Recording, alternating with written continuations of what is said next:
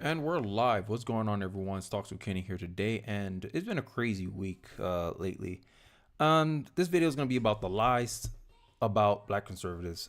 Recently, I found something interesting happened to me today. Not today. I think it was today actually. So one day ago, you guys know, Supreme Court banned affirmative action for college admissions, which is to me that's a good thing. And I had this little commenter here. His name is Woodsies, I guess, and he's like laughing my ass off.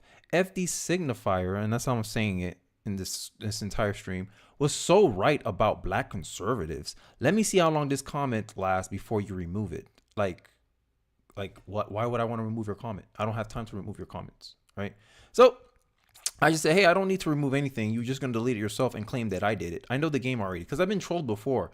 Like they'll delete their own. They'll run around, delete their own comments, and then later on come back and say, oh, I did it. It makes no sense to me. But the whole point of this video is that I want to talk about this the false framing that Black conservatives get from a lot of, I'll say, people that disagree with them. Right? They'll want to call us coons, Uncle Tom, sellouts, and this is, to me, it's all a form of conformity. You're just trying to pressure me or people who think like me to conform with the popular opinion in the Black community. And my stance has always been, just because something is popular doesn't make it necessarily right. And this is what the Black community or Black America as a whole is fails to do, is they want people to conform, but they don't tell you why you should conform. It's not based on any facts, any evidence, just, oh, because we said so. Oh, because this is the popular narrative about things. All right. So I'm going to go react to some of the clips from the guy that says, hey, apparently this guy is right about Black conservatives. But before I get into this video, I want to just start the stream off with this quote. Some things are believed because they are demonstrably true, but many things are believed simply because they have been asserted repeatedly, and repetition has been accepted as a substitute for evidence. Thomas Sowell. And apparently this guy hates Thomas Sowell. I don't know why. I looked through his channel. He says that Thomas Sowell sucks. I don't understand how he thinks Thomas Sowell sucks. But hey, to me, I think he don't have an argument.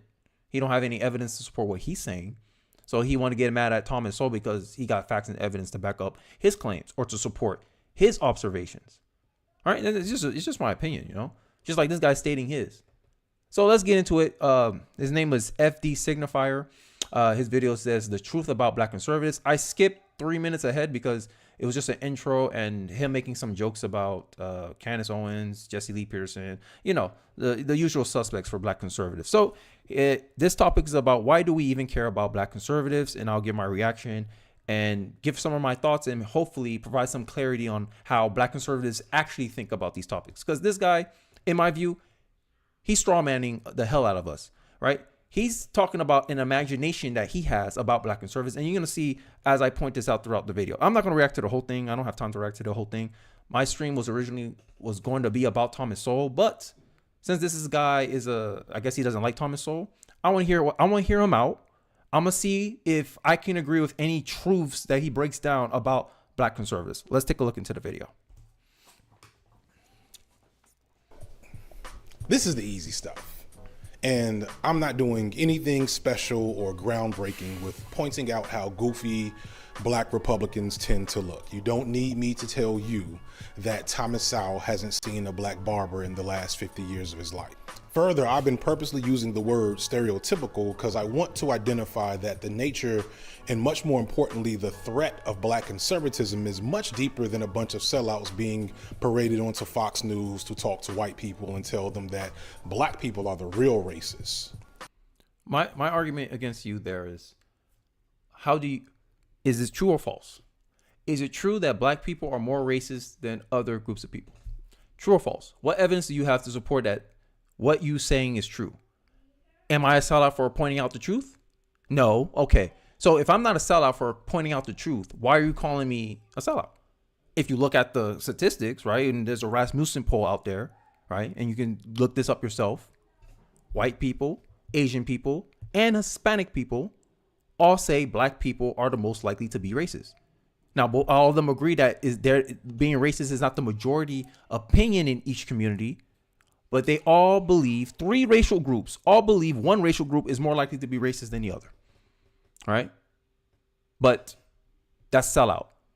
Saying the truth about somebody is a sellout. So imagine someone call you a sellout because you point out that white people were less racist than other groups of people. Imagine that. And then you have the facts and evidence to back that up. And this is the easy stuff, bro? I digress. Let's continue. That's nothing special, and I'd be selling you and myself short with such a video. What's more interesting to me is why we even care about stereotypical black conservatives. I don't know what you mean by stereotypical black conservatives. Is it the common imagination you have of black conservatives? Because this is what I want to shift through.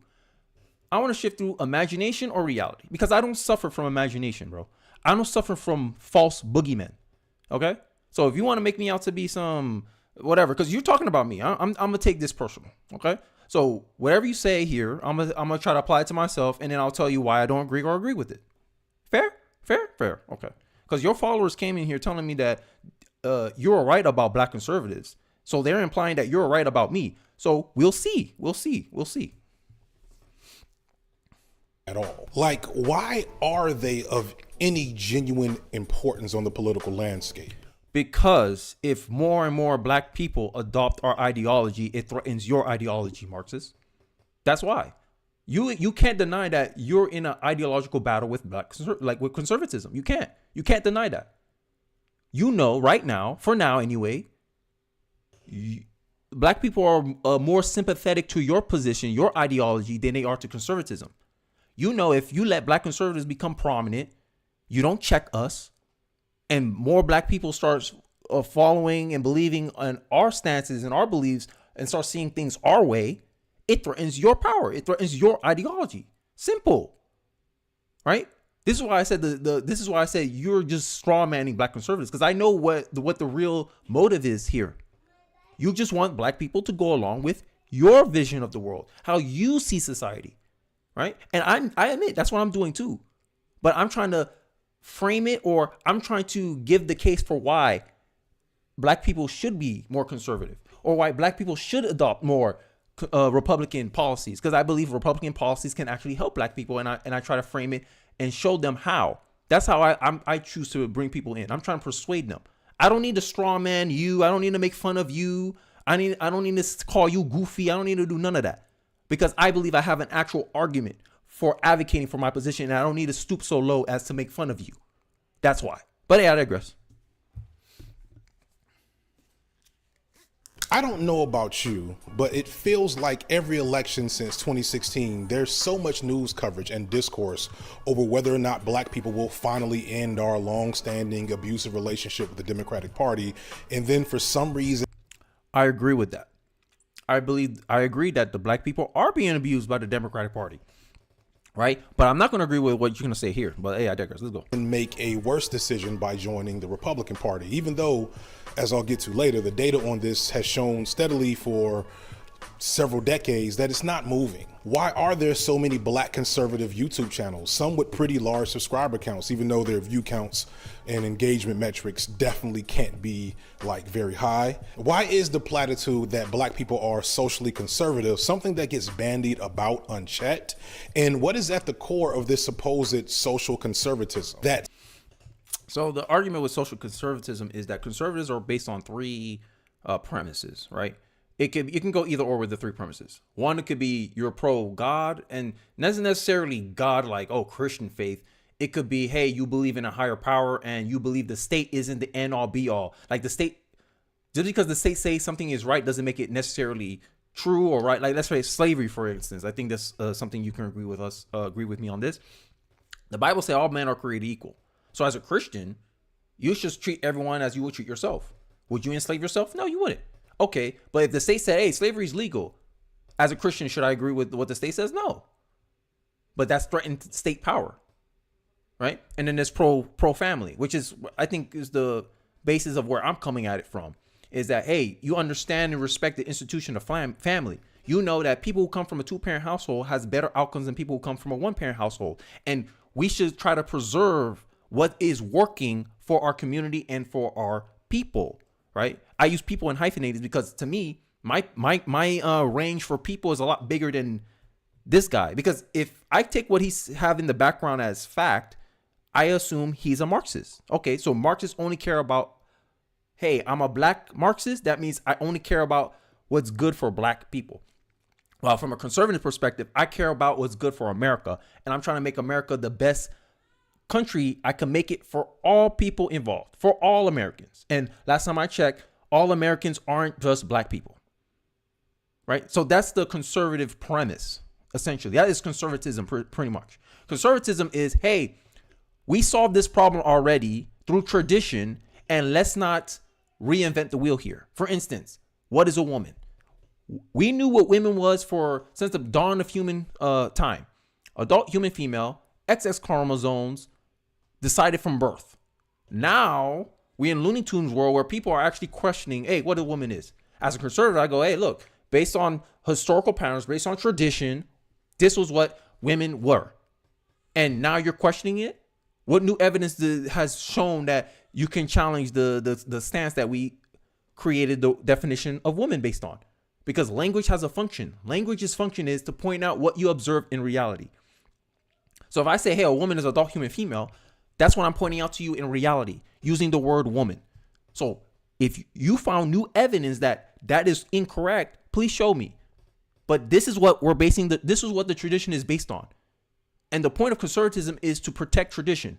And the only way we change is if a newer and better idea comes along and it disproves or improves what we already have, and then we take that in and now we start conserving that. Like free speech, like black people's freedom. Oh, we were wrong here. Okay, we'll conserve that now. Now we'll protect everyone's rights, right? But if you look at the left, the Democrats, they've always been the party of segregation. Sorry, not sorry. That's the truth. So they always like to segregate people based on their race, their sex, their gender, sexual orientation. That's nothing new in the Democratic playbook.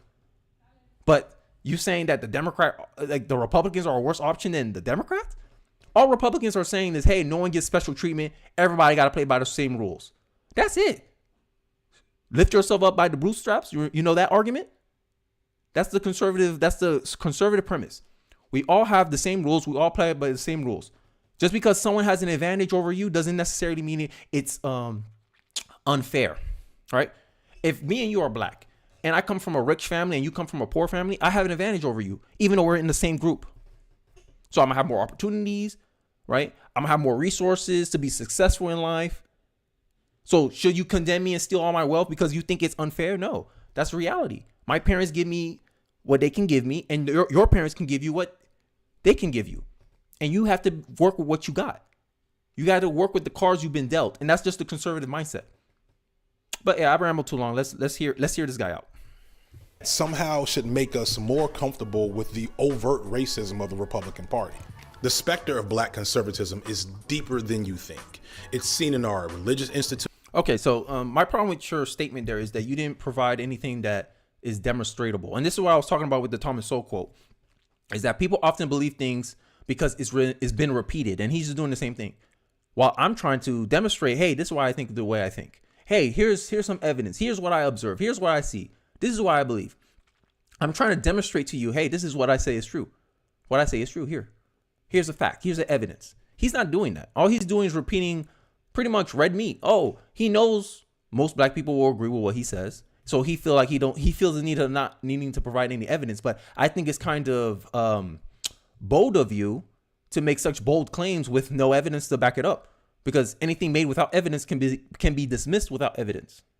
And that's what you did here. You didn't show how Republicans are overtly racist because they believe you shouldn't get a special advantage because of your skin color with affirmative action, right? Oh, you shouldn't do race-based discrimination against other groups of people because you think black people can't perform at the same level as other group of people. That's the inherent bias of affirmative action.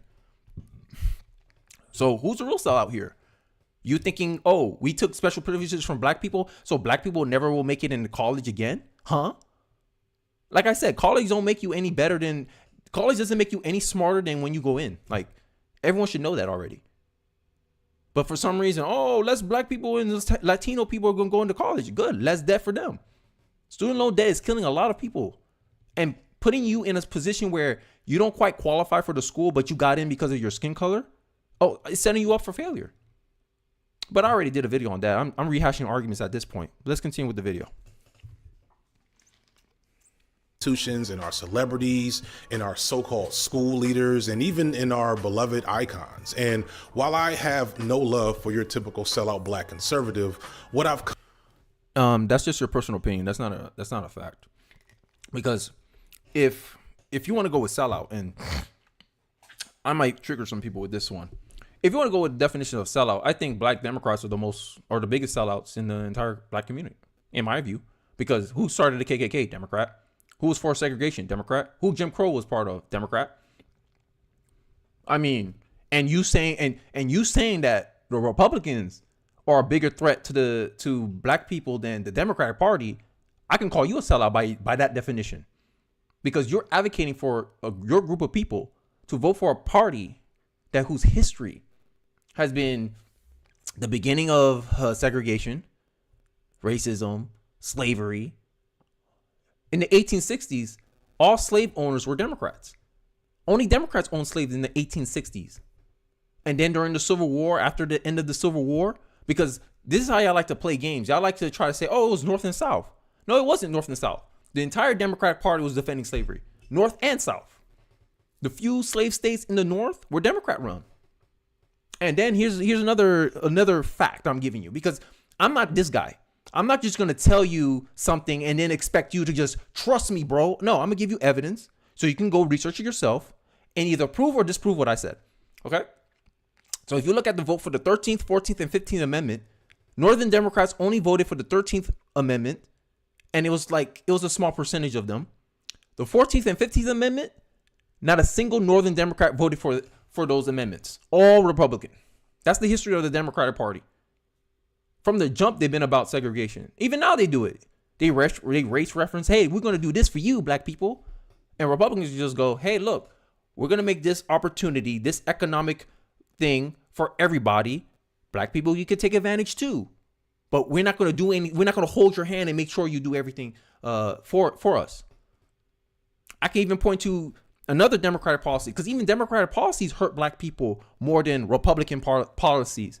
If you look at war on poverty, which is a Democratic policy, right? Lyndon B. Johnson, your boy, right? During the 1960s, when welfare was being pushed on black people only had a 25% single motherhood rate. And Thomas Sowell, the guy you seem to hate so much, he lived longer than you, bro. He called it a long time ago. He said, hey, this policy is only going to incentivize single motherhood. 2023, was he right or was he wrong, bro? Focus on the reality, bro. I don't care about how you feel about Thomas Sowell. You have to admit that he had some evidence and knowledge of what he was saying. So now in 2023, we have 72% single motherhood rate. And the reason why I call this as a problem is because I'm just going to bring in some stats here, right? This is what we allow the Democratic Party to incentivize black people to do. Create fatherless homes. Many school shooters come from broken homes. Okay? All right? So there's a point I want to put. The strongest predictor of whether a person will end up in jail is that they're raised by a single parent. And that's mother or father. Right? This is what the Democratic Party has incentivized black people to go down to. But you're saying that people moving from Democratic Party and started voting Republican is even worse option? Bruh, I don't know if you don't know history. I don't know if you're ignorant. I don't know what it is. But to me, it's the blind leading the blind. In the 1996, 70% of inmates in state juvenile detention centers serving long sentences were raised by single mothers. Why there's no substitute for parents? Where you I don't understand how you could keep framing Republicans as if, oh, they're these big bad boogeyman. Just say, hey, I don't agree with black people moving from Democrats to Republicans. And then we wouldn't square. But no, you had to paint, all black conservatives are coons, Uncle Tom sellouts. 72% of juvenile murderers come from single motherhood households. 6% of rapists come from single mother households. Bro, the Democratic policies incentivize your people to set up an environment that's creating these results. But Republicans are worst off for black people. Okay, bro. Okay. Oh, you're gonna call us black conservatives goofy? Oh, okay, bro. But you're not goofy for advocating for this party Oh, we've been in an abusive relationship. Of course you have been in an abusive relationship with the Democratic Party because you don't show no willingness to vote for another party. It's either Democrat or bust for you. But I'm the coon. Oh, okay, bro. Okay. Let's continue. Come to realize is that the bigger problem with black political power in America. Oh, it paused. I got premium, so it's going to go back up.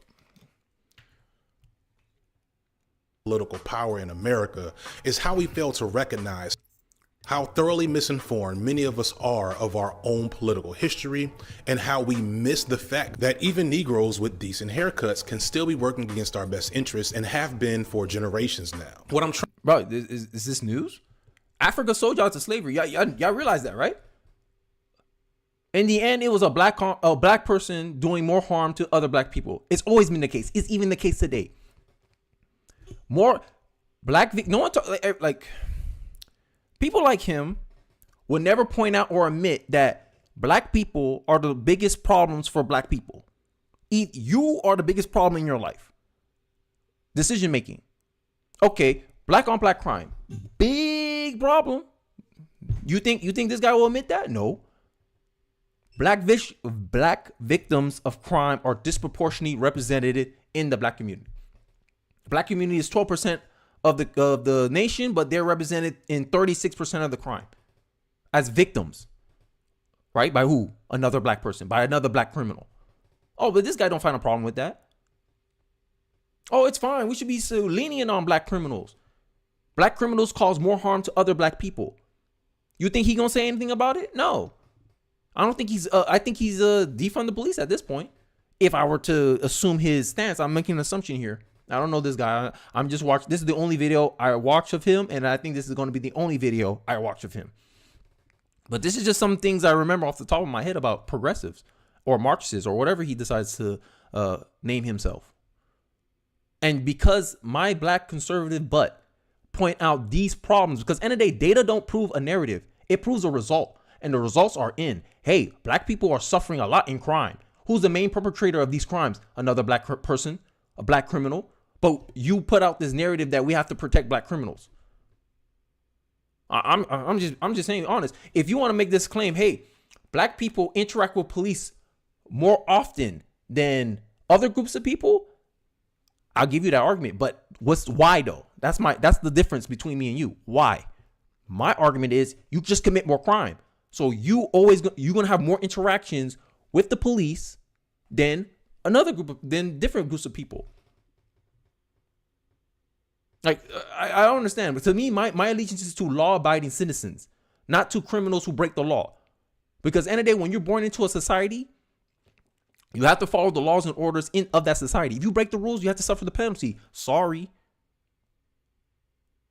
But yeah, I digress. Let's continue. Let the man speak.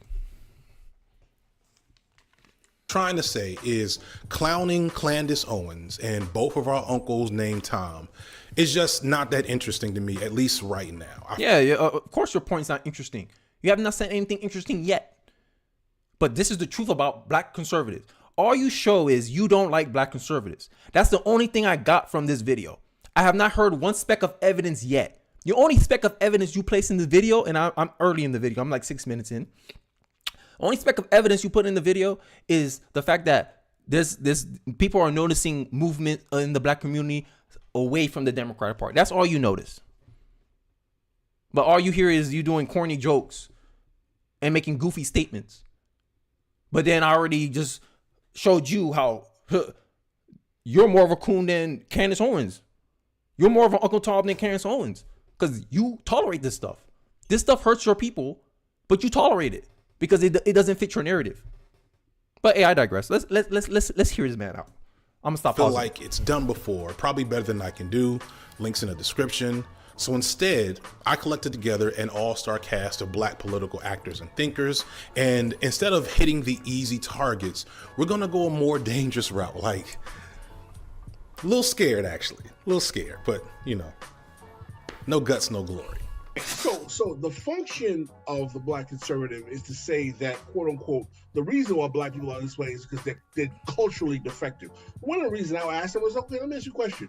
If you're the same conservative who's saying that, oh, the contemporary African who's coming to America is doing so well, it can't be racism, even though he has more education than 66% of whites. If it's not him being African, then where did black people in America get this culture? Because they didn't get it from Africa. You learned it from, I'll say it, progressives. Progressives taught you, oh, you're helpless. Oh, let us take care of you. Look at this welfare state. They were pushing welfare on the black community. You learned this stuff in school. I'm being honest with you.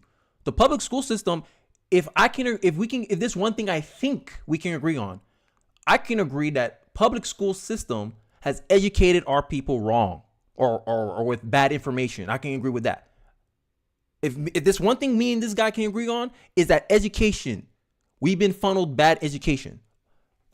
Me as a conservative, I'll say you black people been indoctrinated in the public school system to believe a certain narrative, to be open to a certain political party, Democrats, right? Because y'all learn about the party switch when the party switch is inaccurate, unfactual, because every Dixiecrat or every person that switched died a Democrat. But where did the party switch? Can't even specify. Oh, the black vote changed in the 1960s. Well, the black vote changed in the 1930s too, when they voted 77% for FDR, and they got screwed out of the New Deal.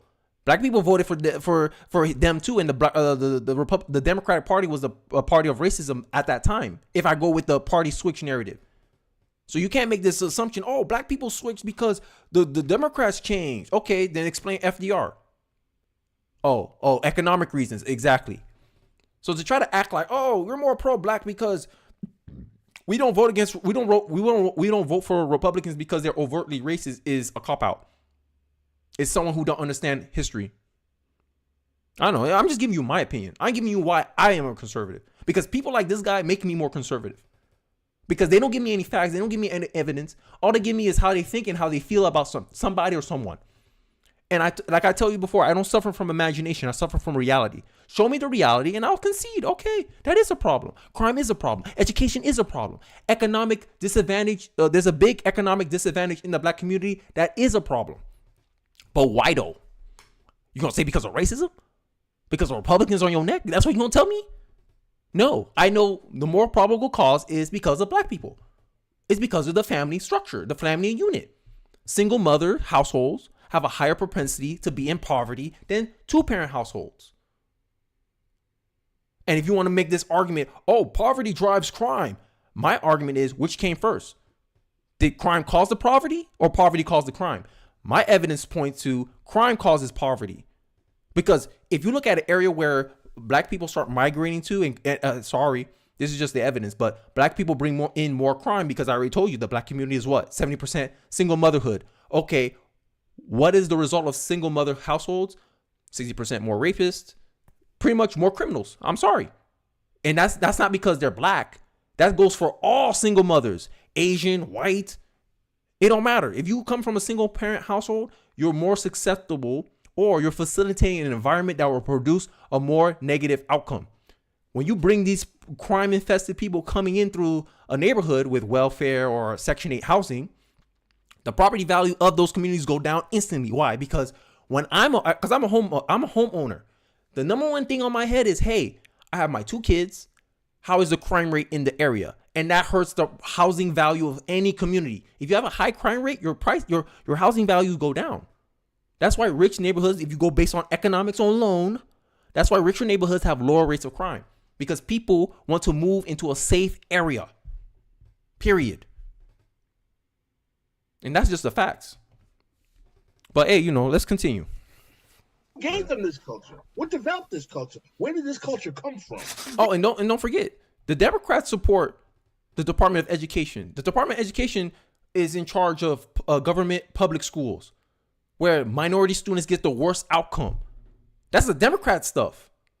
Republicans been like, yo, we need to fund this. We keep throwing more money at this Department of Education, and the quality of education keeps getting worse. We spend more money on education, but we get a lower quality product. Does that make financial sense to you? But y'all want to keep supporting it, keep throwing more money at it. Keep throwing more money at the fire pit called the Department of Education when it's not giving you any real results. And as a conservative, I say either we reform it or we dismantle the whole thing and, hey, this is not needed anymore. Give us school choice. Will you agree on that policy position? Because that's what the Republican Party's pushing. And I think that in the long term will help the black community more than keeping throwing money down this fire pit called the Department of Education. That's just my thoughts as a black conservative. Since you want to call us Uncle Toms and coons and sellouts, when all it is that we have a different opinion or different view on the solutions that will actually solve the problems in our community. Because I decide to go right and you decide to go left, you want to call me a coon. Goofy argument.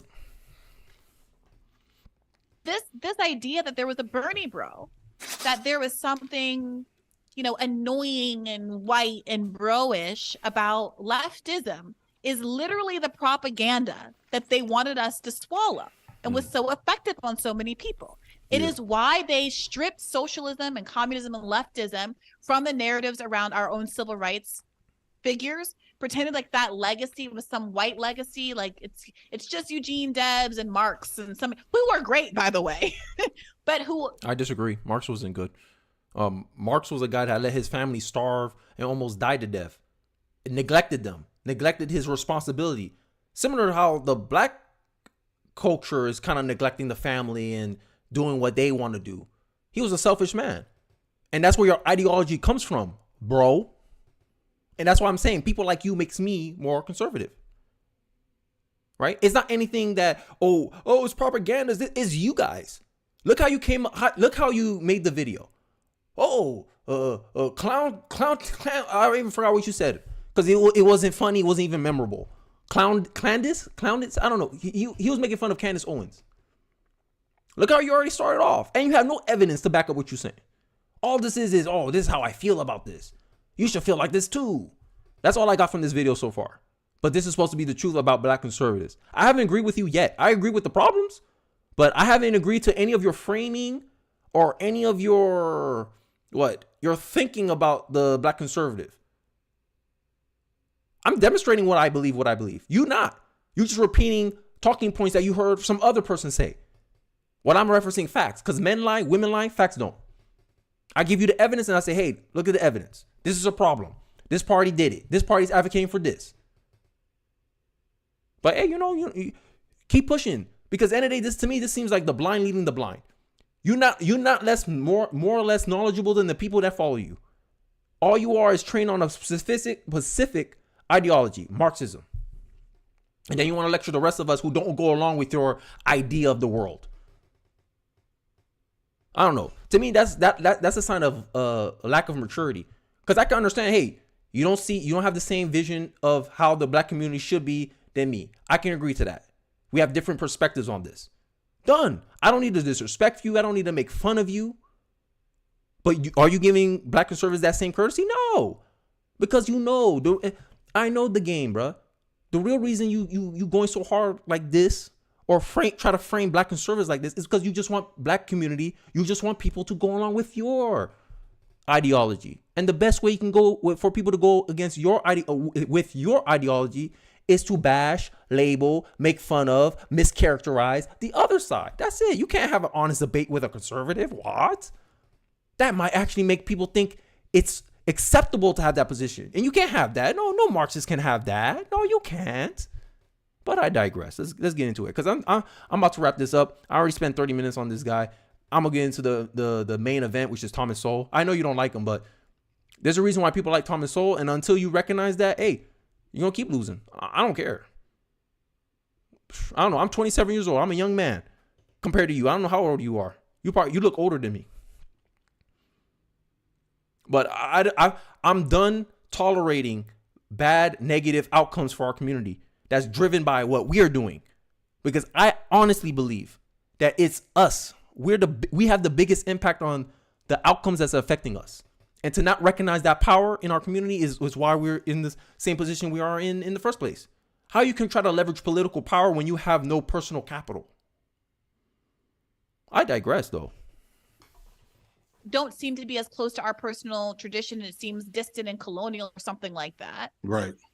And why the media knew it was effective to associate Bernie Sanders in 2016 and to an extent in 2020 with whiteness, with implicitly racism, even though one of the big Here's another problem I pointed out. I mean, I'm noticing too, is that she made the argument that, hey, the reason why people are pushed away from socialism and all this is because it's linked with whiteness. Well, is it white people's fault that they notice or observe a lot of the findings and ideas that is gone on in our society?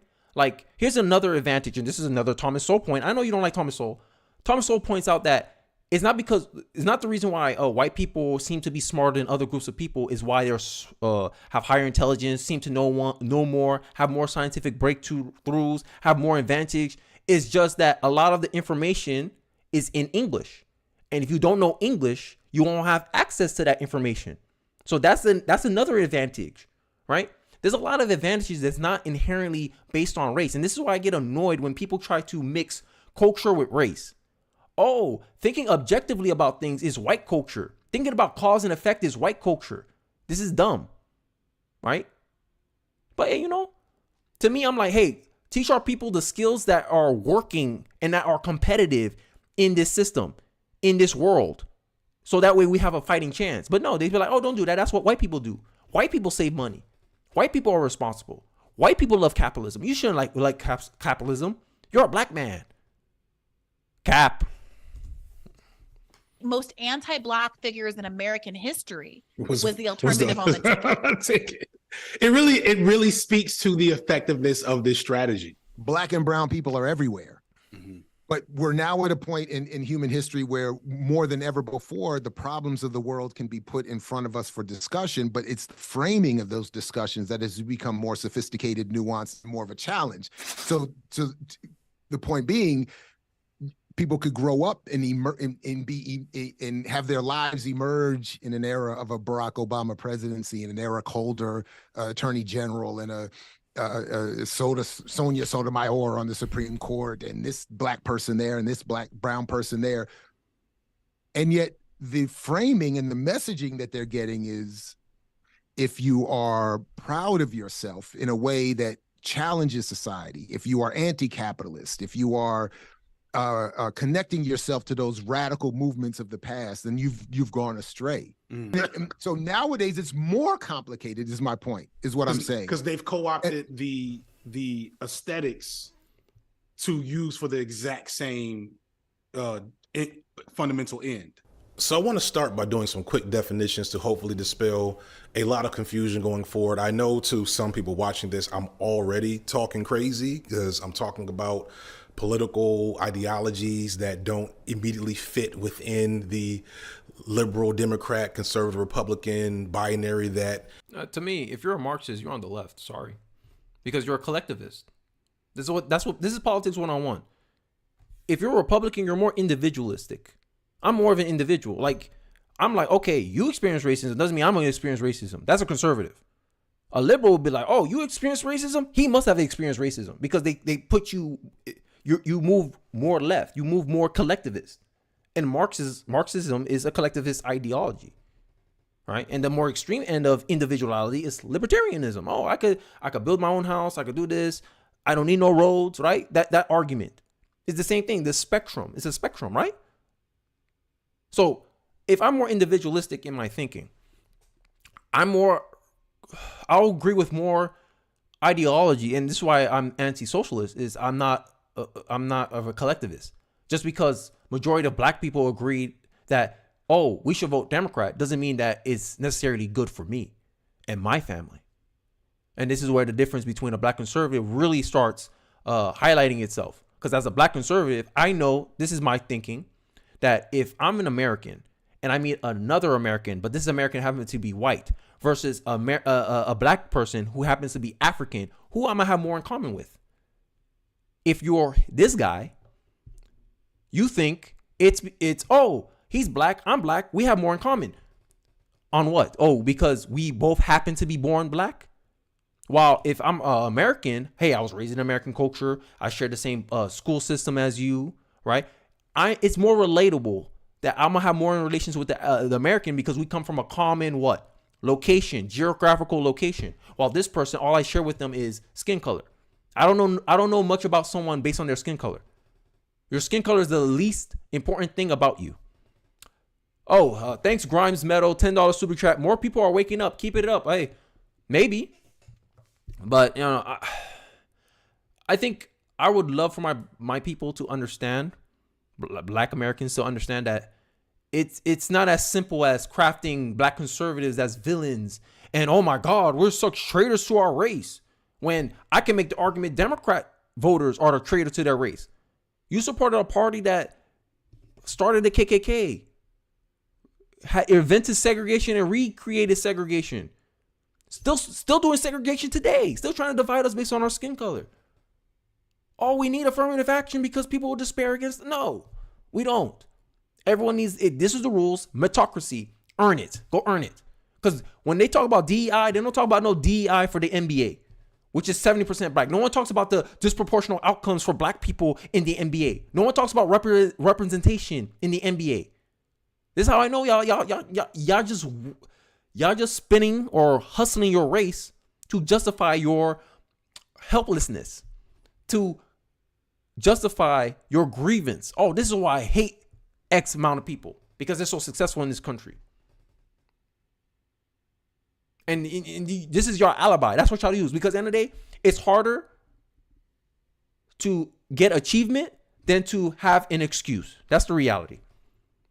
And because, capitalism is not working for Black Americans, it's because Black Americans were given the wrong education to actually compete at a competitive level in capitalism.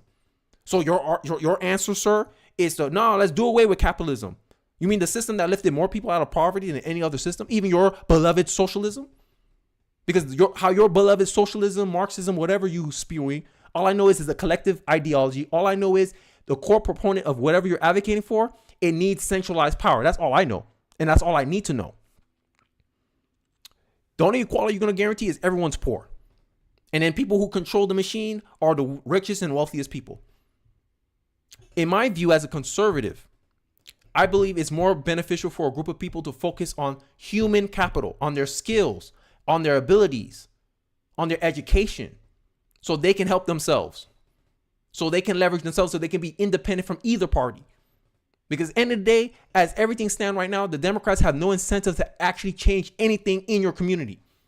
What you going to do if you don't vote Democrat? Stay out of the election? Republicans win by default.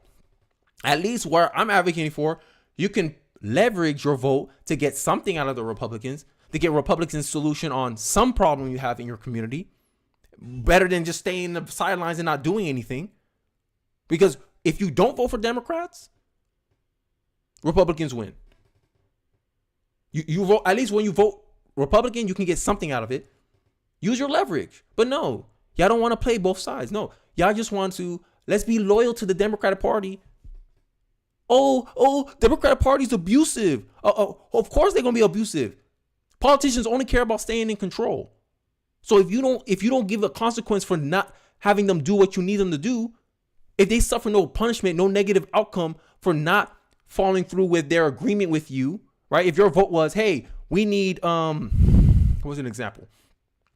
We need better educational outcomes. And the Democrats said, here's our solution.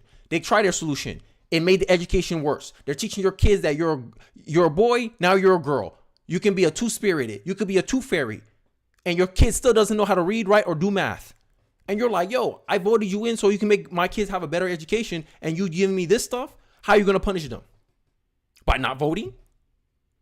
Then you don't get nothing. You don't get any change. You're still at the whims and mercy of the Republican Party. At least if you went to go vote for the Republicans, hey, Republicans, you want our vote? We need you to do something about our education system. Hey, here's our offer. School choice. We'll give you the money and you decide. You know what's best for your kid. That's not a solution? That's not a solution Black people can get behind? But Republicans are the even worse option. Okay, bro. Sounds like you don't know how to play the game. Sounds like you have no strategy. Sounds like you have no solution. All you got is complaints and grievances. Should I continue? Because I'm already over this guy, bro. I haven't heard anything useful yet. All this is yeah. It's just a bunch of people confirming their own biases about things. That's it. not giving any evidence, not giving any facts, just giving a bunch of opinions. Hasn't pointed out to anything. How is the capitalist system worse off for black people and why socialism is better? Here's the evidence. I haven't seen nothing like that. This is why I'm conservative. Thomas Sowell can give me evidence. Oh, if you look here, you can find evidence for this. If you look there, you can find evidence for this. Man, I'm done with this guy, bro. And this is the guy who, let me go back to that commenter. Sorry, I don't mean to make fun of you, bro, but I think you misplace your trust in the wrong guy. That's just my thinking. So right about black conservatives, confirmation bias, bro. There's nothing of substance behind this guy. It's just so you can hear an opinion. All you want to do is hear a repetition, and then you use it as evidence. Have you ever heard? I don't know. Maybe I'm biased too. Maybe I missed the evidence they bring it up. Let me know in the comment section. But from what I'm saying, from what I'm seeing, I was able to demonstrate what I think is true and why I think it's true. And all you heard from these people were just repeating a narrative, piggybacking of narrative, cast blame. Oh, it's the media, propaganda. Oh, I'm done, bro. I'm done. Let me woosah, because this is ridiculous, bro. My hopes was crushed today. I'm sitting here and I'm like, oh, I'm gonna hear some good arguments. I'm gonna have a good back and forth. Nope, all I heard was cap, excuses, opinions. Oh, I don't like black conservatives. They're cool sellouts. But you supporting a party throughout its history that was responsible for the most atrocious outcomes for black people, and you called them the party of lesser evil. You stupid as hell. I'm sorry. I couldn't hold it in. I try to be respectful. I couldn't. I go based on outcomes, not on your feelings, not on your intentions. The road to hell was paved with good intentions. You may have, the Democratic Party may think we have good intentions, but it hurts black people. Here's an example: abortion. I'm conservative on abortion. Why? Abortion affects disproportionately black people. True or false? And last time I checked, your definition of racism is not my definition of racism. It's your definition of racism. Black liberal, black progressive, black Marxist, black leftist, black collectivist, whatever you are, or however you decide to identify yourselves. Is it racism? Is abortion racist? It disproportionately affects black babies. 400,000 black babies die every year due to abortion. Here's my argument as a conservative. Let's do a thought experiment. If 1972 conservatives decided, hey, we should ban abortion, no one can ever do abortion again, and no matter what the case is, and let's go with that number from 1972 all the way to 2023, 400,000 black people are born every single year, and you bring that number exponentially, my argument as a black conservative is the black community would have been the second largest voting bloc in America. You don't think that's a lot of political power that you could be using right now, black Marxists? But you supporting a policy that negatively hurt and affects your people in the long run. This is what a black conservative will point out. But not a lot of black people hear this argument. You know why? Because you shun and you shame black conservatives. And that makes you what? Open to be duped by the same tactics, by the same propaganda. You talking about propaganda? This is the biggest propaganda. You participating in propaganda. You haven't pointed to no facts, no evidence, nothing. All you do is repeating other opinions you heard from someone else and you presenting it as facts. That's what you're doing. But I show you the facts. I show you the outcomes. Go look it up. In New York, a black woman, there's more black babies dead than born in New York. More babies are aborted than born in New York.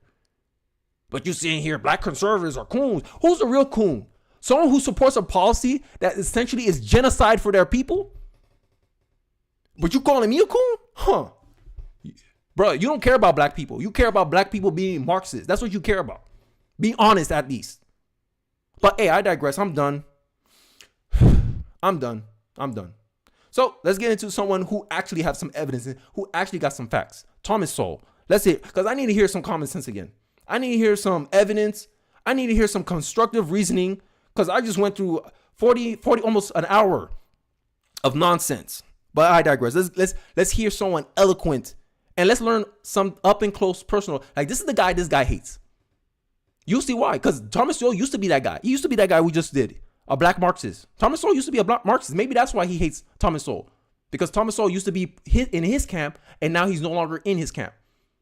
Bro, if you just don't like people who are not Marxists, just say that. Don't sit here and say, oh, the truth about black conservative.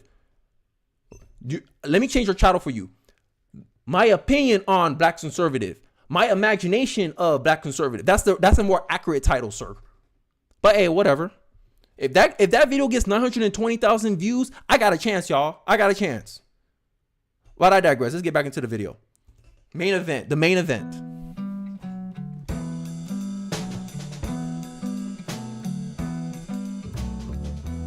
If I read correctly, you're going to be 75 this year. Yes. How many years have you been thinking and writing? Oh, gosh. I've been published since 1960. Has it changed at all, the way you learn? Not really. I mean, I learned both from reading and from experience.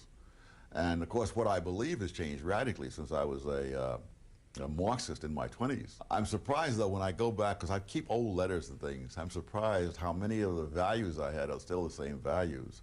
It's just that now I see that they have to be reached by an entirely different method. I agree. Your conclusions have to be arrived at a different method, right? I already gave the dichotomy. Is what you're basing your ideas on, your conclusions on, demonstrably true, or you're just repeating and regurgitating a narrative you heard from someone else? I mean, I'm being honest with you. How do you arrive to your conclusions? Right? Are you a conservative because you have evidence that you're a conservative? Or are you just going along with because it's trendy to be conservative? It's trendy to be a black Marxist. My argument here and my main point of doing this stuff is I want more informed people and critically thinking people. People who can weigh trade-offs, because there's no such thing as a perfect solution. Anyone who tries to sell you a perfect solution is lying to you. I agree. Yeah, my solution, the Republican platform, the Republican policy, there's trade-offs to that. You ain't gonna get special treatment in the Republican Party. Yep, no special treatment over here. But you have more respect. You have more independence. You have more opportunity. It's just you're gonna have to apply yourself a lot more. It's a lot more on you than on the government. The Democrats, they're like, oh no, we don't want you to do anything. We'll do everything for you. We'll take care of you. We'll clothe you. We'll feed you. We'll give you money for food. Even though you don't contribute much to the tax system, but we'll shower you with all these gifts. All you got to do is give us your vote. Because politicians only want to stay in power. Conservatives understand, and this is why they're better at holding Republicans accountable when they F up. You saw what happened to, what's her name? Liz Cheney? I forgot her name. Whitmer? I forgot her name. I forgot this lady's name. She was part of the January 6th committee. She used to be a Republican for Wyoming, I think. So someone in the chat can let me know who this person is. But conservatives like, hey, you're not doing what you're supposed to. We want you to do a certain agenda. You're not following that agenda. Out you go. Conservatives have more ability to do that than Democrats, I noticed. Y'all don't want Joe Biden to run again, but he's still running again, and y'all still gonna vote for him because that's what Massa told you to. But we're gonna hold the Democratic Party or accountable. How? How you gonna hold a party accountable if you're still doing what they need you to do? Vote for them. I'm asking. A black conservative want to know. We're at the Hoover Institution. What is it? Hoover Institution is a think tank, established originally just as an archive for all the tons of material that Herbert Hoover collected when he was traveling around Europe after the First World War, during a time of starvation, where he set up this program to feed millions of people across Europe. And when he came back, he dumped all this stuff here at Stanford and set up this archive. And then at some point, Glenn Campbell, one of the directors, decided to turn it into a think tank, and he put it on the map as that. How long have you been here? It'll be 25 years in September. What's life like here for you? I shouldn't even be answering that because I am here so seldom. I work at home miles away. But that's part of the great part of the freedom of the place. I mean, right now, if you ask the director of the Hoover Institution, no, capitalism's bad. I don't understand. Man, like, to me, I think, oh, Kenny, why are you sharing your knowledge? Why you talk so much? Well, what's the point of all this knowledge? Like, what's the point of me reading all this book? Just so I can keep it to myself? Right? Like I got to be honest here. Right? That's what Thomas Sowell is doing. And for that, he's hated by people who don't even have half the skill, intellect, or evidence that he has to support his positions. But Thomas Sowell sucks.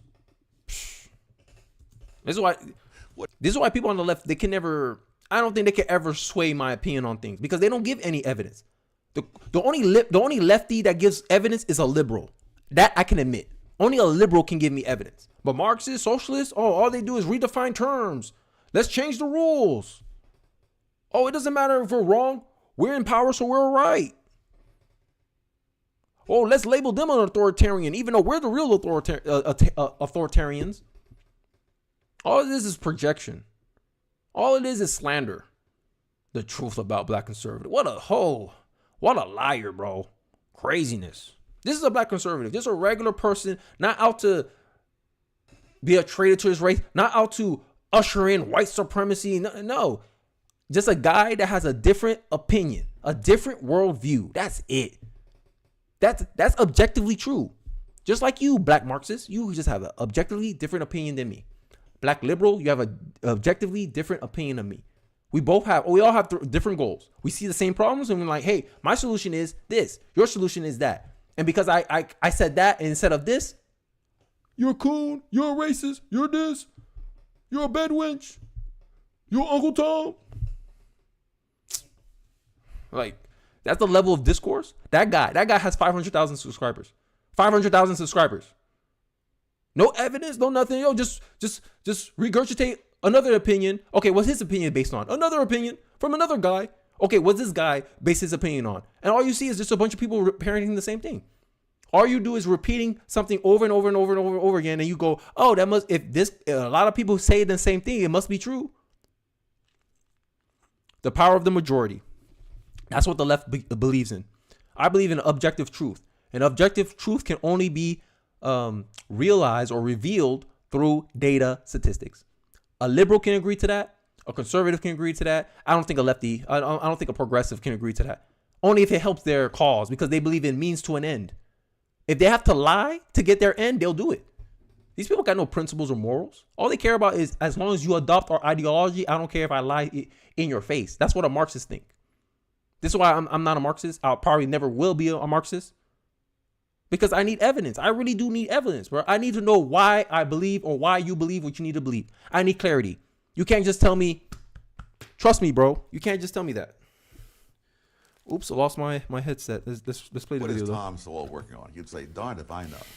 You know, from time to time, they find out what I'm working on. And if they like it, I continue to stay on. I suppose if they went a couple of years and I did nothing, they'd say, why is he here?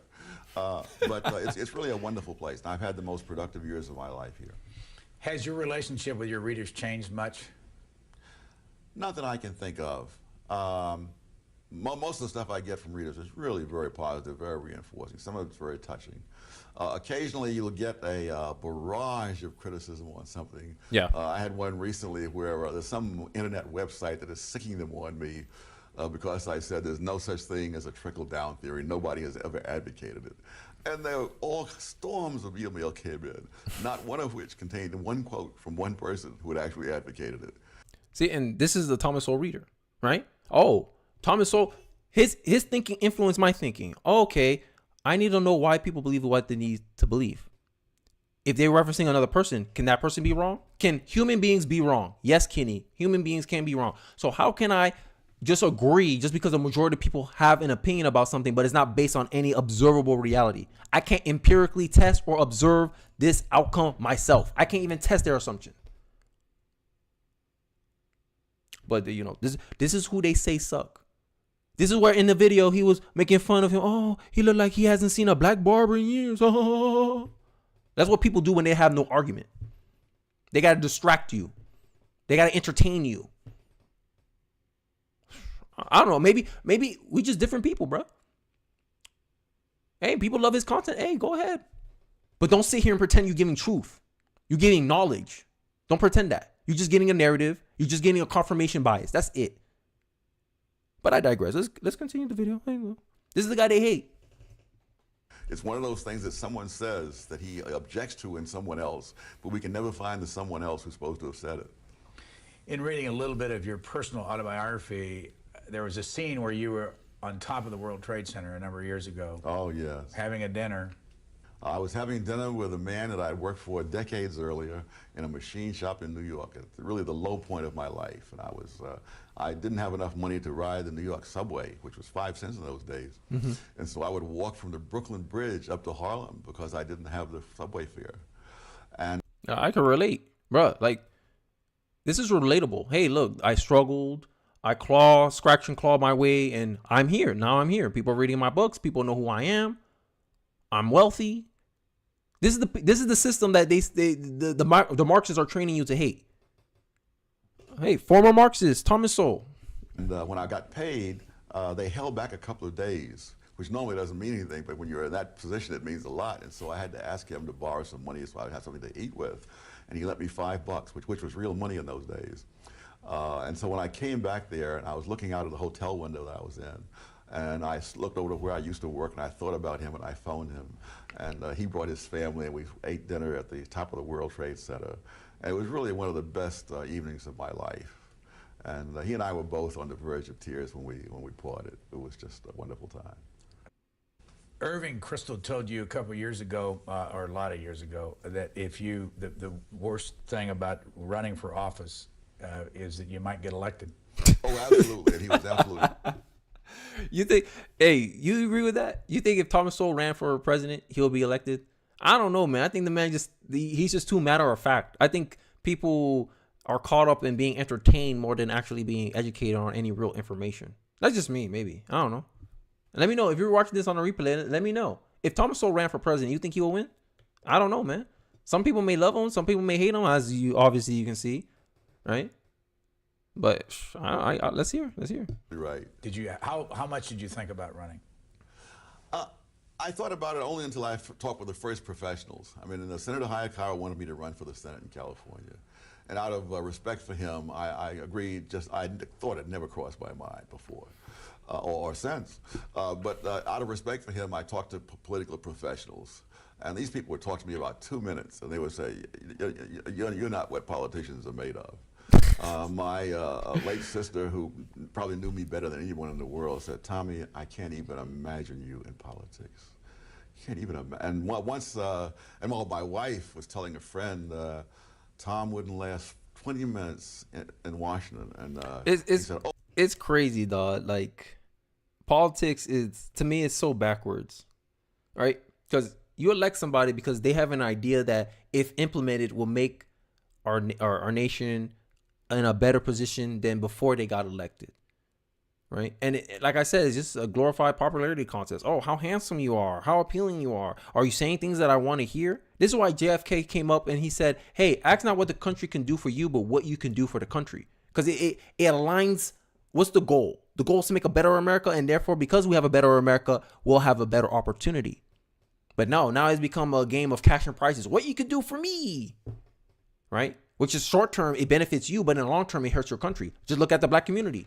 Welfare, short term, it benefited the generation that welfare got into, but look at the long term ramifications of that choice, the detrimental effects it had on our community. Where now black community is more prone to poverty than any other community in America because they have a higher rate of single motherhood. But these collectivists, these pro social welfare, whatever, are happy and congratulating whatever, when the whole purpose of it was to lower poverty. And poverty rates are the same before welfare and after welfare. Because the whole point was, no, welfare is the poverty rate is our excuse. We're going to act like we're trying to lower the poverty rate, but what we're really doing is making black people largely dependent on the government. If you look at the Democratic voting bloc and you see the people who are most dependent on the government, they're also the most loyal to the Democratic Party. Hey, I'm just pointing it out. Black women, the most loyal Democratic voter in America. Second one, black men. You call it out, oh, you're a coon, you're a sellout, because I don't want to conform. Because Thomas Sowell don't want to conform. Man, hey, black people, not black people, just black people, but America, just admit that we just like being lied to. We like to be sold a dream, and then when the politician doesn't fulfill their dream, we're gonna act surprised. But secretly we knew, hey, that wasn't possible all along. I'm just saying, I'm opening up now. Like I'm just expressing myself at this point. Oh, yes, he would. No, I'm not saying he'd last an hour. You know? Why? Because I say what I mean, and that doesn't help you a lot in politics. It don't. I'm doing that now. It don't help me. If I parroted all the popular talking points of the black community, I probably have a 500,000 followers too. But I don't. I say what I say what I mean, and I mean what I say. Hey, I believe this is to be true. Here's why. You can't fault me for that. Because I don't want to lie against my own conscience and tell you what you want to hear. You want to call me a coon Uncle Tom sellout. The lies about a black conservative. They tried to get me to become a secretary of labor when Reagan came. There were people who were pushing that, and I told the guy, stop pushing it.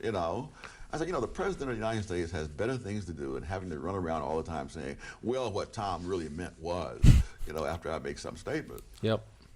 What kind of person then goes into politics? I don't really know.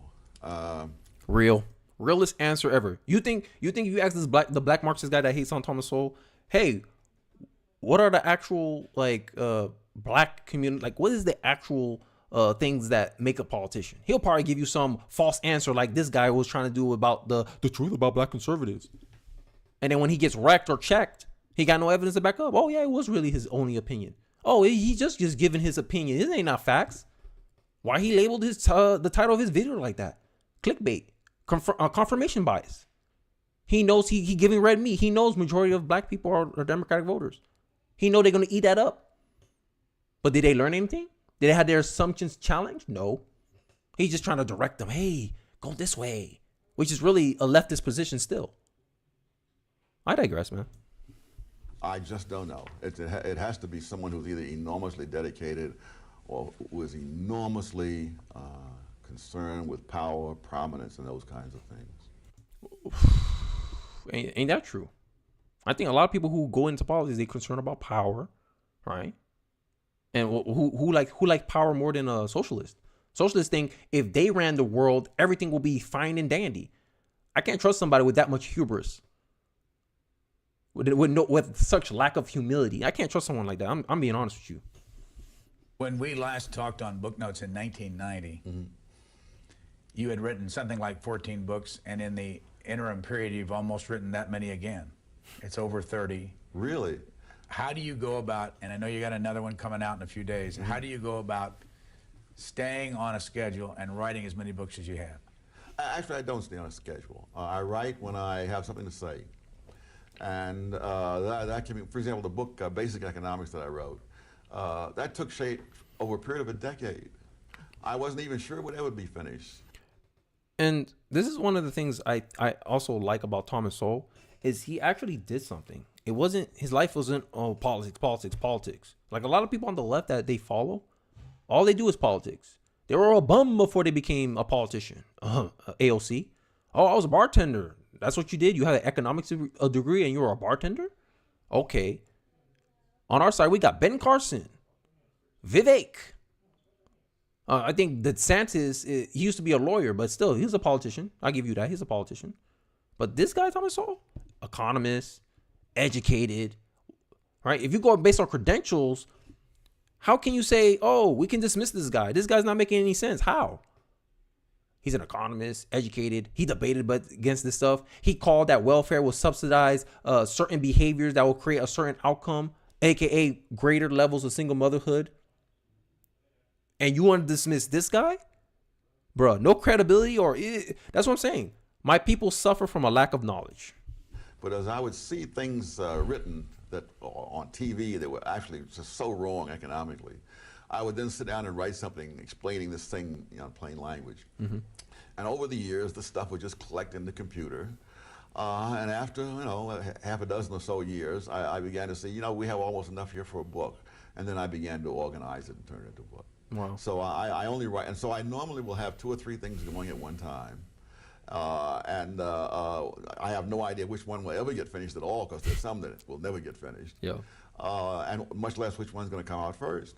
So right now, for example, I have... Yeah, it's crazy. You can't dismiss Thomas Sowell because he's not smart. You can't say he's not smart. Writing books, he got material still not out. This man 90 still putting out books. I don't know, man. It's gonna be a shame when this man passes on. It really would be.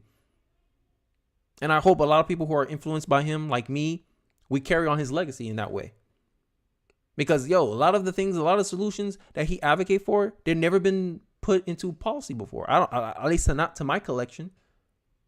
And I hope in my generation we can implement some of the stuff that he points out, because he was right about a lot of failings of these social welfare programs that the left and the progressives were pushing. And then when the bad outcomes come, oh yeah, we can fix it.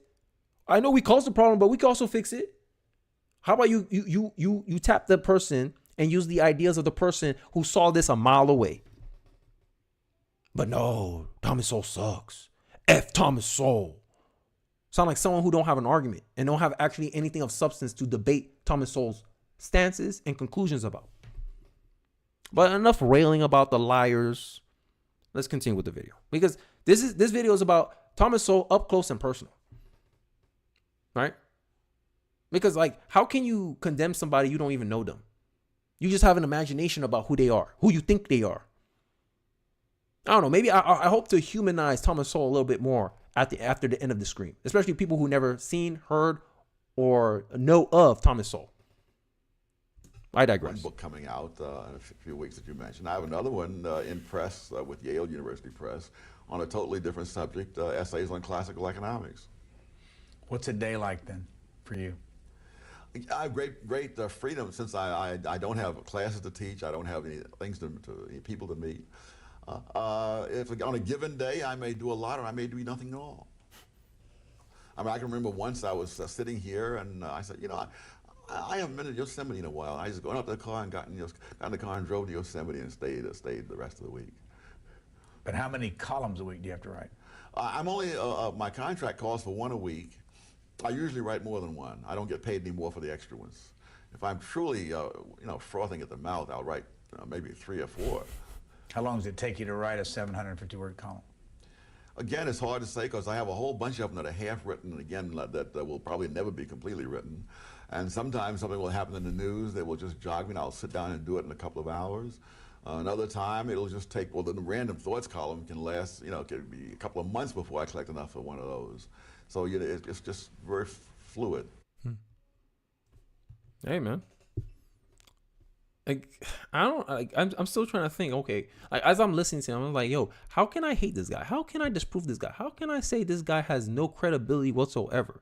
It's hard. It's hard for me to come up with an idea, other than, his information doesn't help me convince people to go in my ideological position. So I have to hate him. I have to label him. I have to be like, oh, this person's a coon, Uncle Tom sellout. Okay, he's all that in a bag of chips. What about his argument though? Crickets. You were a Democrat in 1972, and you say you haven't been a member of a party since then. That's right. Why? Why'd you switch to no party? Yeah. Oh, McGovern. When I saw what happened to the Democrats under McGovern, I voted, heaven help us, McGovern in the primaries in 1972 simply because I was so sick of the Vietnam War. Mm-hmm. But the more I saw of McGovern and the people around McGovern, the more I realized what a disaster it would be to have this man president. I didn't. And this is one thing also about me is that this guy's not even a Republican, right? You could even make the argument he's more of a libertarian than he is a conservative. But you label him a black conservative. Why? Because black conservatives like some of the things he talk about. A lot of the things he talk about, actually.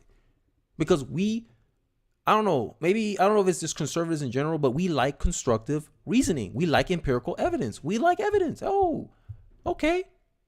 Oh, I didn't know that. Oh, that's an interesting fact. Oh, I should look into that. Right? And it helps us, okay, how can we correct this? How can we use this and leverage it in the government to make our society better? How we can make better outcomes? Right? But left, all they care about is power. They just want you to go down a certain path. And anything that helps you go down their path, they'll let you know. But the minute the narrative don't quite help you go down along with their solution, just look at COVID. Oh, if this information come out about natural immunity, less people will take the vaccine. We don't want that. Let's hold off on that information. Let's not publish that. Let's not bring any attention to that. This is what happened to Thomas Sowell. Thomas Sowell is in obscurity. If you're not politically informed, you don't know who Thomas Sowell is. If you're just a normie voter, right? If you're just a person who's apolitical, like my brothers are apolitical. They don't follow politics. They don't care about politics. They don't even know Thomas Sowell. But they're more likely to know who Karl Marx is than before they know who Thomas Sowell is. Even though Karl Marx died I don't know how long ago, 100 years ago. But they know who that guy is. They're more likely to know who that guy is than Thomas Sowell, who's 90 years old and still alive and kicking today. lack of diversity in the black community, a lack of political thought in the black community. But the lies they tell about black conservatives is, oh, black people don't need to know their arguments. But y'all all playing by the fiddle of the Democratic Party. Y'all all are being treated like political chumps because y'all don't know the long-term ramifications of the policies that the Democrats push. And then you expect the same party that put these policies in place that incentivize you and push you down a particular path that led to bad outcomes for your people to also be the ones to come up with the solution. They start the fire, then they come in here and say, oh, I can fix the fire, without telling you they're the one who started it 20 years ago, 40 years ago, 50 years ago. My people suffer from a lack of knowledge. Let's continue. I was never a Nixon fan, and so in 1972 I didn't vote at all.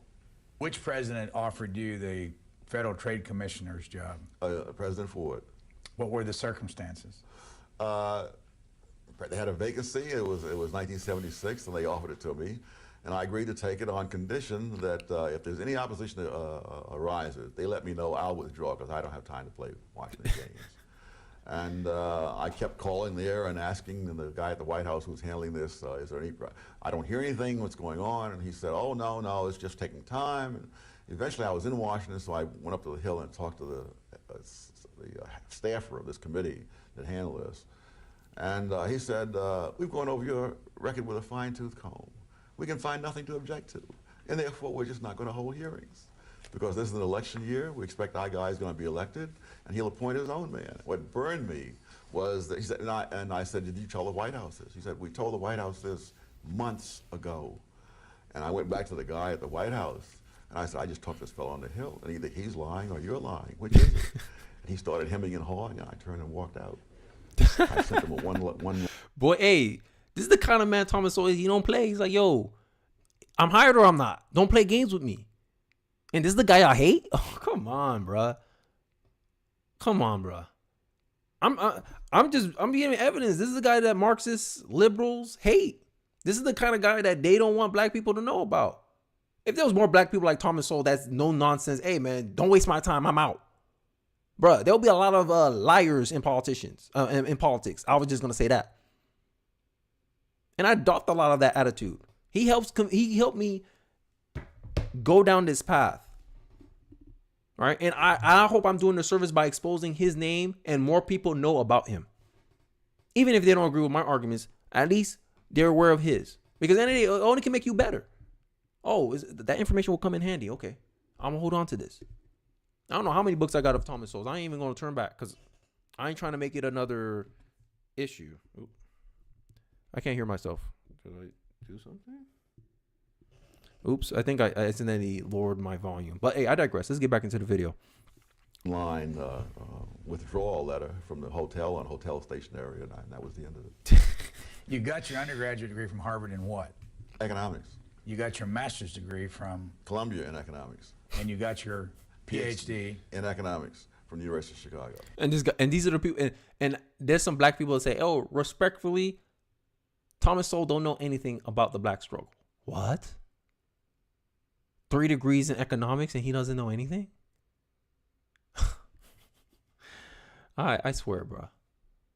It seems like black conservatives, the truth about black conservatives is it just seems like they can't get any respect. No matter their credentials, no matter their arguments, no matter their skill set. All it cares about is how they make me feel. And conservatives don't spare my feelings. They just give me the facts. Duh. Because without facts, if you make a solution based on false information, you don't actually solve real problems in your community. And this is the truth about black conservatives, bro. We point out inconvenient truths. We point out inconvenient facts that you don't want to address or that hurts your narrative, and it hurts your chances of guiding your people down a particular ideology, Marxist. That's my claim. Oh, you're just trying to disparage black people because you saw, black people are starting to trend a little bit conservative. Let me call out the black conservatives. Let me label them coons, Uncle Tom sellouts, traitors to their race. Hit harder and harder. And people just eat it up because, 90% of the black people are Democrats. So they're going to be susceptible to this misinformation, to this straw man argument, to this false framing. See, I would have more respect for him if he had steel man the argument. Okay, here's why black conservatives believe what they believe. But no, quick to ad hominem attacks, clown us, make fun of us, make fun of the prominent black conservatives in the community. Instead of looking at the argument, they care about, oh no, is it popular or is it not popular? And conservatives care about, is it right or is it wrong? Is it true or is it false? Is there evidence for it or there's no evidence for it? Is it objective or is it subjective? And because we believe in two-way street, you treat me, I treat you the same way. If you espouse racism towards a group of people, don't be surprised when that group of people don't want to be around you either. But I digress. And at Chicago, Milton Friedman was your advisor. Yes. What did he teach you that you still hold on to today? I guess it really, what he taught was rigorous methods of thinking. I remember one of the questions he asked on an exam was, define marginal revenue. Now that's a question you would ask in Economics 1, you see. And so I thought, well, nobody got full credit for the answer. I was lucky to be one of the few that got partial credit because there are all kinds of sloppy ways of defining marginal revenue, which then leads you into all kinds of fallacies. And this is why I like Thomas Sowell. It's hard for him to fall into fallacies, right? Like those people over there, I forgot his name already. The guy I just reacted to with his false framing. Fallacies, a bunch of logical fallacies. Oh, this person said it, appealing to authority. Oh, name calling. Oh, discriminate against your opinion, disprove or discount your opinion because you're a different political ideology than the majority of said people that you're advocating to. Fallacy. Right? And this is the kind of background that Thomas Sowell came from. And this is the kind of background that I want to inspire for my kids. Rigorous thinking. Be very specific, very, very clear of how you articulate and define things. Because if you start a discussion about a topic and both you and the other party don't have a common understanding of that definition, you're both going to be talking past each other. And that I see a lot in our political discourse and a lot in our discussions, especially those dating podcasts. Of course, bro, you see the people just talking past each other, making stances, making fun of each other. Nothing productive come out of it, just entertainment. I hope I can give you both entertainment and education, but that's hard. If I have to value one, I'd rather educate you than entertain you. But hey, this is the guy they hate. Right? And the reason I'm using Thomas Sowell is because he's the reason I'm conservative. A lot of the ideas, I'm like, damn, conservatives have been talking about how family is important, how fatherlessness is as a core factor in all the bad outcomes in the black community. And he throwing out evidence. Black people get declined more bank loans compared to other group of people. Oh, well, it's because on average, black people have lower credit scores than people, lower income than people. You're going to be more likely to be declined a loan. Asian people actually get better loans, better terms than white people. So how can you say America's racist? They go demonstrable evidence. You think the guy, I forgot his name already. FD will think about this stuff? No, it's racism, of course. It's racism, of course. I digress. And so you learn, you define it the way it ought to be, and that way you avoid a whole mess of stuff that you don't want to get into. What do you say somebody watching this says Thomas Sowell lives in an ivory tower? He lives in that Hoover institution. He doesn't have contact with these kind of people. How do you know these people? I was 50 years old when I came to the Hoover Institution, so it was not. I was a young lad, fresh out of school, and I grew up in far worse poverty than most people today who are considered to be in poverty. If we saw you Facts. in your habitat writing, Facts. When people say, "Oh, black people commit more crime because of poverty," that's a lie. Because when Thomas Sowell was growing up, he had less crime than what I had growing up. And both of us was considered poor in our time, right? Because if you're 2023, your level of poverty is better than poverty was 50 years ago. Progress, economic progress. But relatively, you're still at the bottom. If everyone made $1 billion and you're a millionaire, you'll still be considered the bottom of society. Rich and poor is relative, not absolute. But it seems to go over a lot of people's heads because, when they try to make a narrative, they try to paint a frame, they try to frame something a certain way. They use loose definitions like what Thomas Sowell was talking about. Let's continue. I'm almost done, guys. 6 more minutes. what would we see? Oh, you would see, first of all, a mess in the office. This is home. and you see me at the computer with my Windows 95. Windows 95. And just struggling with stuff, that's all. And what time of day would you be doing most of your writing? I have no schedule because I have no classes, I have no office hours, and so on. That boy. And so it's whenever. And so around 2 o'clock this morning I was working, but at 8:30 this morning I was fast asleep. How often does that happen? Often, there really is no schedule. Do you watch much television? How do you stay up with what's going on in the world? I watch television selectively. I watch news and public affairs programs, some of them. And I watch sports. Have you ever gone back and looked at your own family history? Not really. No. You have no idea where your folks came from originally? No, I guess I don't know even the names of my grandparents. On both sides? On both sides. My question for people in the replay and people in the chat is that can a society move forward while like still looking back? I think it's impossible to have progress if you keep looking back. Oh, look, this is what my ancestors happened to my ancestors. What happened to my ancestors? Okay, talk about what happened to you. What happened to your parents? What happened to your grandparents? But why are you worrying about something that is in a bygone era? That's like me saying, oh, television used to take DVD players. Now they don't take DVD players anymore. But they used to. So I'm going to hold a DVD player because the TV used to take DVDs. You're going to be like, yo, get with the times. And that's my argument. Get with the times. Let's deal with problems that's actually problems today. Black people got economic problems, but what's the cause? You can't say racism. Black people are the least educated people in America, right? Oh, black women are one of the most educated, but women in general are the most educated in any group. So that's not really a bragging right. Who start more businesses, men or women? Men. So are you surprised men are overrepresented as CEOs when they start more of the businesses? And they fail a lot more than women do at starting businesses. Right? But everyone only looks at when it's successful, when it works. But they don't look at all the people who failed trying to do that. And that's my problem. Right? We don't understand trade-offs. We don't look at things holistically. We just want to, oh, look at this narrative. Let's paint a narrative over this. Partly it's because I'm an orphan, and so that there was that link was cut. But I really don't know the names of the people who would be my grandparents in the adoptive family either. Did you ever know your original parents? No, I have no. My father died before I was born, and my mother, heavens, I was so young that I have no memory whatever of her.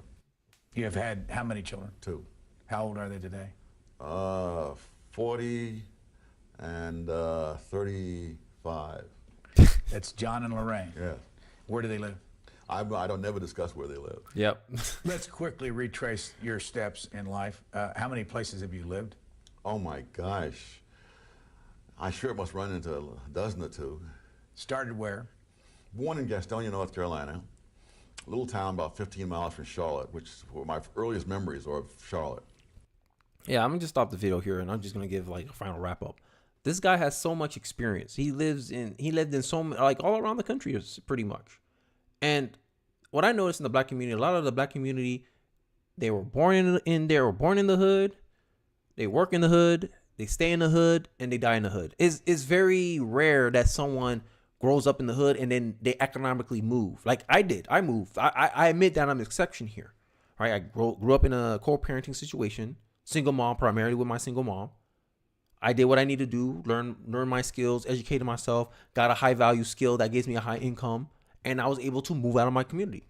If I go back to my community, if I go back to the place I grew up at, when I go to the basketball court in the area, I'm still gonna see the same group of people there, more than likely. And that's common in the black community, a lack of economic mobility. And my question is why? I know these guys. I grew up with these dudes. Since 2005, I lived in that community. I know what these dudes do, bro. These dudes do. I know what business they up to. I know their prospects. I know their abilities. I know what they didn't do and opportunities they didn't take. And now look at where they at now. I know for sure it wasn't racism is why they're still over there. Why they still in the hood where I left them. It wasn't because of racism. But people, when you scale out, Oh no, it's because of racism. That's why people don't have economic opportunities. Every time a small business open up in the black community, it gets robbed. They steal from it. Chicago learned that the hard way. Walmart want to leave now. They're like, oh, wow, they're taking away our jobs. We deserve grocery shopping. Okay, but you're looting Best Buy. They're taking TVs. Like, what incentives are you giving businesses to invest economically in your communities? That's a personal problem. That's a community problem. And because as a black conservative, I pointed out, doesn't make me a sellout. It either makes me right or it makes me wrong. And it's up to you to prove that I'm wrong about this. But hey, I digress. I want to end off the stream with this quote from, it's an excerpt from the book Red, White, and Black, Rescuing American History from Revisionists and Race Hustlers. Because I think that's what I just finished seeing, a race hustler, in my view. In truth, even during the times of the worst oppression, there were blacks who were in slavery but not of slavery, who maintained a strong moral code and belief in self-determination and mutual support that allowed them to rise. This is conservatism. Because in that same stream, because regardless if I agree or disagree with the guy, source in the video in the description at the end of the stream, so you can watch for yourself and you come to your own conclusions about this. You know my conclusions about it. Come to your own conclusions about between what he said and what I said. Right? A surprising number of black men and women who were born slaves died as millionaires. He don't point that out to you. Oh, but black community was never conservative. Okay, bro.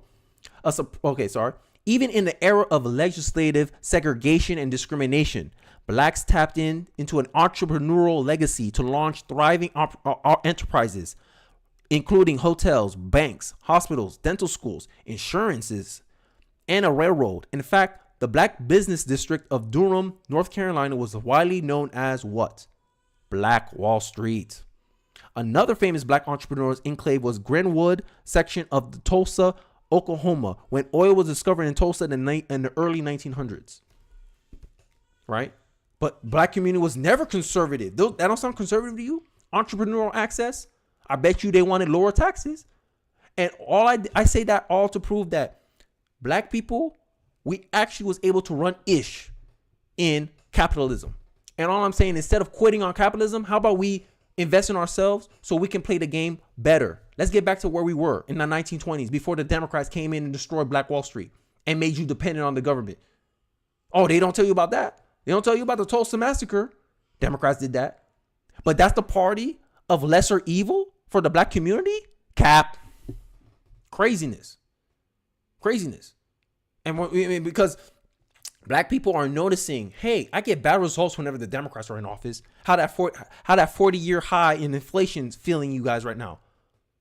Obama had less black unemployment than Trump. And Trump only got what? 6% of the black vote? How a president that only got 6% of the black vote have a better outcome for black people than a president that had 94% of the black vote? Craziness. That's asinine. How you support a party 94% and it gives you a worse outcome than a president that you only gave 6% of your vote to? That's what black people saw in Trump. And that's why now Trump doubled his black support to 12%. But this guy, the FD signifier guy, said that's a bad choice. That's a worse choice. Get out of here, bro. For who? For you? It's a worse choice for you because that's less people that could be Marxists. That's less people who want to buck the system. That's less people who are against capitalism because they're getting a good outcome in capitalism. Just be honest where you're standing from, bro. And I appreciate the commenter for exposing me to your channel. I didn't know who you were until he came in. Oh, this guy was right about you, black conservatives. I disagree, bro. I don't think he was right about nothing. I think my title is more accurate about his video, the lies about black conservatives. But hey, I digress. I hope you guys enjoyed the stream. I hope you guys found the stream insightful, funny, thought-provoking. I hope I challenged a lot of people's assumptions. I know people are going to be in their feelings in the replay, but hey, I don't give a damn because I'm tired. I'm honestly tired. I'm tired of people with no argument. I'm tired of people calling me names, right? And I'm tired of people who can't tell me why they disagree with me, what evidence they have for disagreeing with me. All I hear is, oh, this prominent black person says you're wrong, so therefore you're wrong. This guy has 500,000 subscribers, Kenny, and you only got 2,000 subscribers. It must mean he's right. He's more right about this because he has more followers. No, he's just been here. He's just been doing YouTube longer. He's just been doing the internet stuff longer. I just started a year ago. So you're going to use the fact that he has more followers, therefore he has more authority on the topic. Go ahead. But my arguments doesn't rest on people liking or agreeing with my premise or what I say. My arguments rely on, is it true or is it false? Or is it closer to the truth? That's what I care about. I don't care about what you call me. I don't care if you make fun of my hairline. I don't care if you make fun of my stubby beard, that the beard don't connect, right? I don't care if you make fun of, I don't wear glasses. I don't know. I don't care. I don't care if you call my background goofy. I don't give a damn. I don't give a damn what you call, because I got no ego, bro. All I care about is, hey, where's your evidence for supporting what you're claiming? Where's your evidence that disprove what I'm saying? That's what I care about. And I think too many people are distracted by non-arguments. And I think our discussion needs more substance. That's all I'm fighting for. That's all I care about. But hey, I digress. Hope you guys have a good weekend. I hope you guys stay safe over the weekend. I hope you guys have a blessed week. Take care. If anyone got no more super chats, then I'll be out. Don't forget to like the stream on your way out. And thanks for sticking with me for about an hour and 30 minutes. I really do appreciate it. And I'll see you guys on the next stream. Peace.